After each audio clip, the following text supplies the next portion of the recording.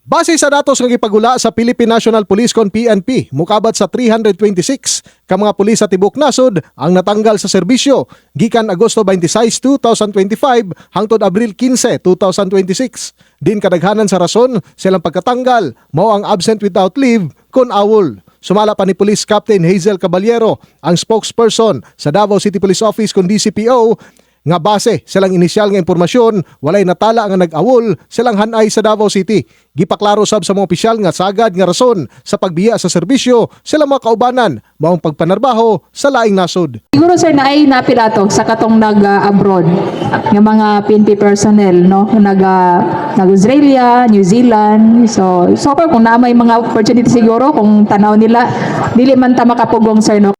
Bisan pa man ini gipaniguro sa DCPO nga nagpabiling ligon ang ilang puwersa nga gilangkuban sa kapin 2,200 ka mga personahe.